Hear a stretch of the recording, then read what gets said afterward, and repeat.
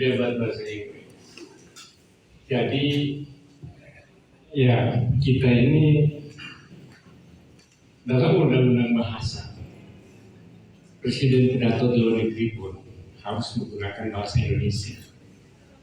Seminar apapun di Indonesia harus menggunakan bahasa Indonesia. Perjanjian bisnis pun yang dilakukan di Indonesia harus dijemahkan dalam bahasa Indonesia kalau ada bahasa Inggrisnya. Jadi ada semangat dari negara kita untuk menjadikan bahasa Indonesia ini di samping bahasa yang orang Indonesia menjadi bahasa dunia. Jadi karena itu kalau bagi kami tetap harus dengan bahasa Indonesia debat itu. Tapi kalau dalam hal tertentu membutuhkan pengertian dari bahasa Inggris, bisa diungkapkan dalam bahasa Inggris. Nanti ada pula orang minta debat juga dalam bahasa Arab, kan jadi bahasa Prancis pun boleh. Bahasa Prancis, kenapa harus bahasa Inggris? Jadi sekali lagi cukup dengan bahasa kita, bahasa Indonesia. Kemudian yang kedua, untuk program. Jadi Amin mengungkapkan begini, latar belakang begini, bahwa sebuah bangsa besar, bangsa yang maju, pendidikannya harus maju. Oleh karena itu, kalau kita baca konstitusi atau undang-undang di seluruh dunia, tidak ada yang salah satu tugas utama pemerintahan negara yang mencerdaskan kehidupan bangsa.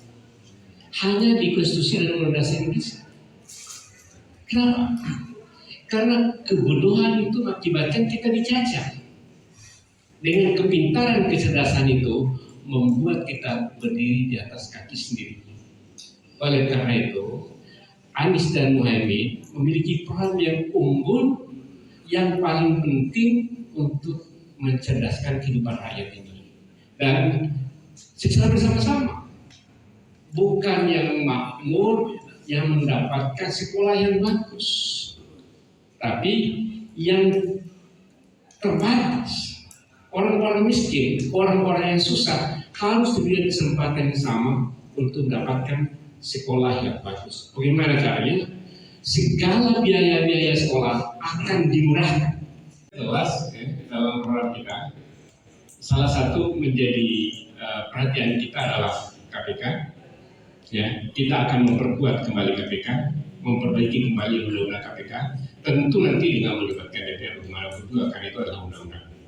Kemudian yang kedua, hal yang terpenting bahwa korupsi begitu susah diberantas Indonesia, ada masalah besar. Oleh karena itu, Pak Anies dan Muhaimin dalam program dan visi misinya akan memasukkan pendidikan anti korupsi sejak pendidikan yang paling bawah. Jadi membangun bangsa yang berintegritas sejak pendidikan TK, SD dan seterusnya. Jadi ini adalah program jangka panjang dalam rangka membangun integritas nasional. Ya, nanti anak-anak kita yang anti korupsi sudah tertanam sejak sekolah oleh kurikulum dan yang akan dimasukkan dalam program sekolah. Dan program yang singkat adalah tentu tadi disampaikan adalah memperbaiki kembali